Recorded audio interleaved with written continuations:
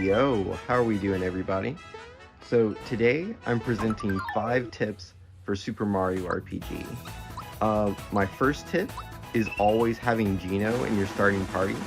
With him being the fastest party member, he's really good for swapping out if there's someone who you want to take a specific kind of turn right at the start.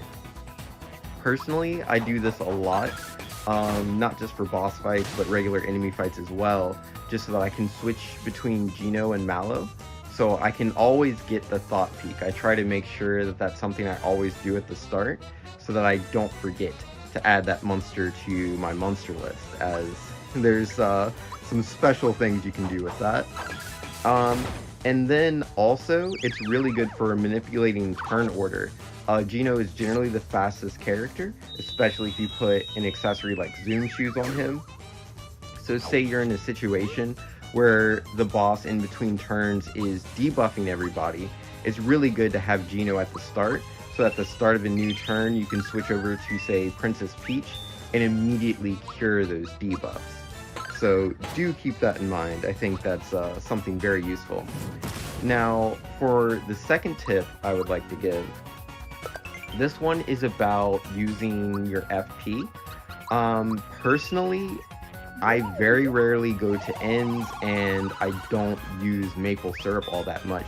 I find that the game generally has enough treasure chests throughout dungeons just to give you your FP back whenever you find the right chest with like a mushroom inside. But like right here finishing this fight, you can see I only had like 6 FP. And so I get that FP from that chest, and that reminds me, like, hey, if I use a flower jar or a flower tab, I can get that all the way back. So it's a good idea to hold on to flower jars or flower tabs until you actually need that FP increase. Because they don't just increase your max FP, they return all your FP to max. Now for the third tip, this is utilizing the map here. When you go to certain locations, you don't always have to go to the start area of that zone. Some areas will actually allow you to go even deeper in, so do keep that in mind if you need to go back to an area to grab like frog coins, hidden chests, anything like that. It's very, very nice. And then tip number 4, this is for people that are trying to learn how to use new weapons, because obviously when you get the proper action command, the attacks become more powerful. I think a great place to practice is just the very first zone. You can just go to a Goomba, try out the timing. If you fail, you can just run away and go right back into the fight. It's a very easy way to practice your weapon timings with little to no risk, as the Goombas are just doing 1 damage. And yeah, if you have other characters, like say you're specifically trying to do Princess Peach, for example, you can just guard with everyone else and just have Princess Peach take that turn over and over again until eventually you figure out what the timing is.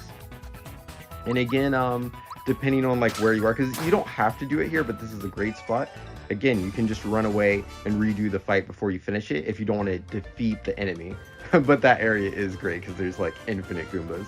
But yeah, my final tip here, once you get to Moleville and get the star piece here, there's this shop over here on the right side of town. It's a bit peculiar because they don't do things with coins, they do with points.